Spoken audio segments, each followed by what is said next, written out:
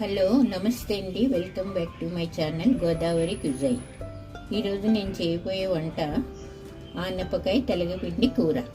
ఇది మా గోదావరి జిల్లా యొక్క స్పెషల్ రెసిపీ అన్నమాట. దీనికి కావాల్సిన పదార్థాలు: ఉడకబెట్టిన ఆనపకాయ. ఈ ఆనపకాయ కనుక లేతగా ఉంటే పర్వాలేదండి, డైరెక్ట్గా పోపులో వేసుకోవచ్చు. కొంచెం ముదురుగా ఉంటే ఒక్క ఉడుకు రానిచ్చి కుక్కర్లో ఒక్క విజిల్ రానిచ్చి కట్టేయాలి. ఇలా వార్చుకోవాలి ఉప్పు పసుపు వేసి. లేతకాయ అయితే డైరెక్ట్గా పోపులో వేసేసుకోవచ్చు. శనగపప్పు పోపుకి, మినప్పప్పు, జీలకర్ర, ఆవాలు, ఎండుమిరపకాయలు, తెలగపిండి. ఇది మా గోదావరి జిల్లాలో చాలా బాగా దొరుకుతుందండి తెలగపిండి. ఈ తెలగపిండి అనేది బాలింతరాలకు కూడా కూరలాగా చేసి బాలింతరాలకు చేసినప్పుడు కొంచెం బాగా ఎక్కువ వెల్లుల్లిపాయలు ఒలిచి పొట్టు తీసి ఒక 15-20 దాకా వేసుకుని ఎక్కువ వెల్లుల్లిపాయలు వేసి పెడతారండి. దానికి ఎక్కువ నువ్వుల నూనెతోటి చేస్తారు బాలింతరాలకి. పచ్చానికి పెట్టే కూర అయితే మాత్రం ఇది తింటే పిల్లలకి పాలు అవి బాగా వస్తాయండి, చంటి పిల్లలకి. మా గోదావరి జిల్లా వాళ్ళ యొక్క ఫేమస్ రెసిపీ ఇది తెలగపిండి అనేది. వెలిగించుకొని 2 స్పూన్ల నూనె వేసుకోవాలి. నేను వాడే నూనె వేరుశనగ నూనె అండి.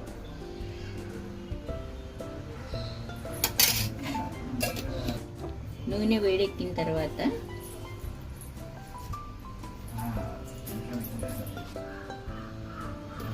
శనగపప్పు 1 స్పూను, మినప్పప్పు 1 స్పూను. నేనైతే పొట్టు మినప్పప్పే వాడతానండి, అది హెల్త్కి మంచిది, టేస్ట్ కూడా బాగుంటుంది. పొట్టు మినప్పప్పు లేని వాళ్ళు చాయ్ మినప్పప్పు అయినా మినపగుళ్ళైనా వేసుకోవచ్చు. ఆవాలు, జీలకర్ర 1/2 స్పూను. తర్వాత పోపు కొంచెం వేగిన తర్వాత ఎండుమిరపకాయలు కూడా వేసుకోవాలి.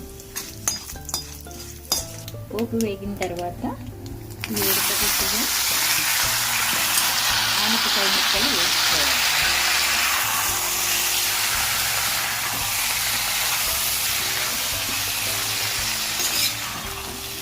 ఆనపకాయ ముక్కలు వేసుకొని బాగా కలపాలి.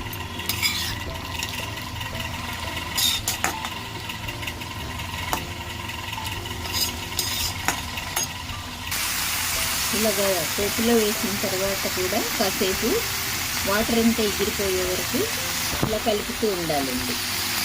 నీరంతా ఎగిరిపోవాలి. ఒకవేళ డైరెక్ట్గా ముక్కలు పోపులో వేసిన ఆనపకాయలో వాటర్ అనేది వస్తుందండి. ఆ వాటర్ ఎగిరిపోయే వరకు కాస్త ఇలా కలుపుకొని ముక్క ఉడికిందో లేదో చూసుకోవాలన్నమాట. ముక్క మెత్తగానే ఉడికిందండి. ఈ పోపులో నీరంతా ఎగిరిపోతేనే మంచి టేస్ట్ వస్తుందండి. కొంచెం ఆయిల్ పైకి ఇలా కనిపించే వరకు నీరంతా ఎగరకొట్టాలి. ఎగరకొట్టిన తర్వాత ఈ తెలగపిండి అనేది వేసుకోవాలన్నమాట. ఈ తెలగపిండి వేసి ఇలా కలపాలి. మళ్ళీ ఈ తెలగపిండి మిగతా కొంచెం వాటర్ ఉన్నది, ముక్కల్లో ఉన్న వాటర్ అంతా అది పీల్చేసుకుంటుంది. కూర కూడా పొడి పొడిలాడుతూ బాగా వస్తుంది.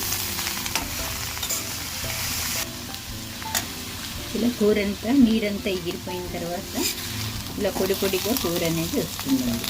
ఇది చాలా టేస్టీగా ఉంటుంది, హెల్త్కి కూడా మంచిది. ఈ తెలగపిండి అనేది కేవలం ఒక ఆనపకాయకి మాత్రమే కాకుండా బీరకాయ కూర చేస్తున్నప్పుడు కూడా సేమ్ ఇదే ప్రొసీజర్ అండి. ఇదే విధంగా లాస్ట్లో దింపబోయే ముందు బీరకాయ కూరలో మనం చేసుకున్న క్వాంటిటీని బట్టి 2-3 స్పూన్లు వేసుకుంటే ఆ కూర కూడా పొడి పొడిలాడుతూ బీరకాయ కూర కూడా చాలా టేస్టీగా వస్తుంది. ఈ కూరలోకి కాంబినేషన్గా ఇంగువ మిరపకాయలు అంటామండి వీటిని.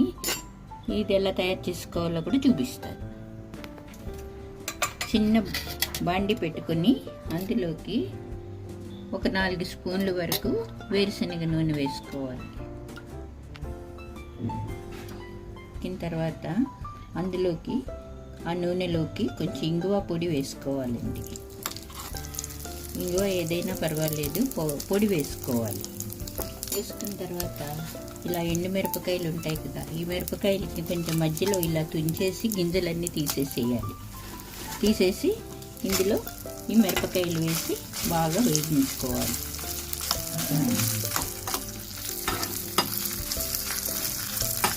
ఈ మిరపకాయలు అనేవి కొంచెం రంగు బాగా వచ్చే వరకు వేయించుకుంటే ఇందులో ఉన్న కారం అది పోయి టేస్ట్ బాగా వస్తుందండి. ఇలా లేతగా రంగులో ఉన్నవైతే కారం వస్తాయి బాగా, అలా కాకుండా కొంచెం బాగా వేపుకోవాలి రంగు మారే వరకు. ఈ విధంగా మిరపకాయలు ఇలా రంగు మారే వరకు కొంచెం వేయించుకోవాలి. అలానే మరీ మార్చకూడదు. ఇలా వేగిన తర్వాత ఇందులో కాస్తంత సాల్ట్ వేసుకోవాలి. సాల్ట్ వేసుకుని కూడా ఒకసారి ఇలా కలుపుకోవాలి. ఈ ఆనపకాయ కూరతో పాటు ఈ ఇంగు మిరపకాయలు కూడా వేసుకొని నంచుకొని తింటే చాలా బాగుంటుందండి. దీని ప్లేస్లో కావాలంటే మజ్జిగ మిరపకాయలు కూడా వేయించుకోవచ్చండి. ఇంగువ తినని వాళ్ళు ఉంటే మజ్జిగ మిరపకాయలు, చల్ల మిరపకాయలు అని కూడా అంటారు కదా, అవి కూడా వేయించుకోవచ్చు. ఈ కూర మొత్తాన్ని ఒక డిష్లోకి తీసుకొని డిష్ అవుట్ చేసేసుకొని ఫైనల్గా ఇలా కొత్తిమీరతో గార్నిష్ చేసుకోవాలి. ఇదేనండి ఈరోజు నేను చేసిన వీడియో. ఇంకా మరికొన్ని వీడియోలతోటి మీ ముందు ఉంటాను. ఈ వీడియో కనుక నచ్చితే లైక్ చేయండి, షేర్ చేయండి, సబ్స్క్రైబ్ చేయండి, కామెంట్ కూడా చేయండి. Thank you.